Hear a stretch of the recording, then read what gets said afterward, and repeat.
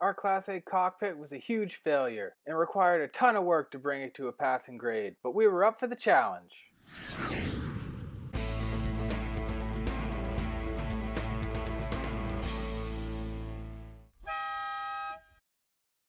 We stripped it right down to the bone, including the cabinets, ceilings, window treatments, dash, you name it, we ditched it.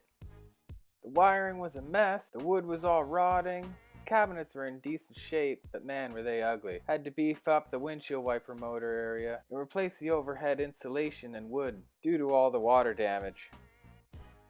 Using some birch plywood, we made some overhead cabinets, modeled after aircraft bins. The design turned out really well and gave us tons of extra storage. We added some overhead insulation before going ahead with installing the cabinets. First we screwed the top of the bins to the ceiling and then used heavy-duty hinges to connect the bottoms. We used 3/16 cable to hold the bottoms open and limit the travel. It also made them a lot easier to use. We used low-profile window locks to keep the cabinets securely closed so they didn't jiggle during driving. And then we're onto the dash. Just like the ceiling, there was a ton of water damage due to years of leaky windows, and that had to be fixed right away. There's really nothing left to salvage, and it took quite an effort to get it all out. The side boxes left a lot to desire as well. They were in awkward shape and didn't really have much in the way of storage.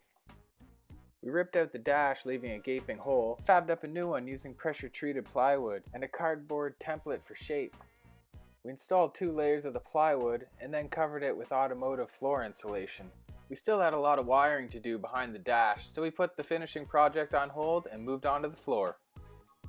The raggedy green carpet was super ugly, but came out pretty easy with the carpet knife and some back muscles. The underlay beneath stuck a little bit, but we scraped that up pretty easily. And then the carpet spikes along the side gave us some gouges in the arms and legs, but we managed. With the main part of the floor all cleared up, we started working on the engine hatch. The carpet was just glued on, so it was pretty easy to take off. There were just a couple screws along the hardware holding on the edge. With the seats fully removed and the subfloor all cleaned up, we started putting down some floor insulation. We cut it to size using scissors and a knife, and then used spray adhesive to stick it down. We covered any seams using foil tape and applied consistent pressure to make sure it had a good bond to the subfloor. It's really going to cut down on the noise and heat from the engine. Finally, it was time to get started on the carpet.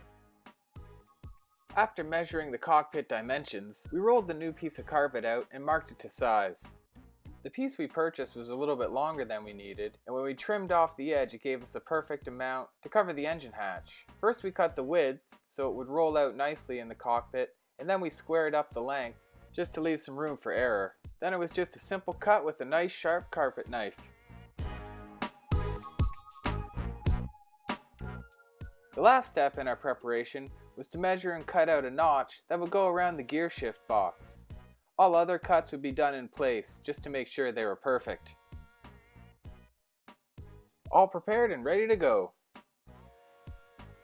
We rolled out our piece of carpet in the cockpit and slid it into place. We marked and cut some slots for where the pedals meet the firewall and also any other obstacles underneath the dash, and had to make a couple more minor adjustments. It was a little bit long under the co-pilot seat, so we made a couple small trims, massaged it into place using our hands, and voila, it was all set to go. We cut out the area for the engine hatch so we could cover it separately. Then we secured the carpet to the subfloor using a staple gun. We cut and stapled the carpet to the engine hatch and then installed it.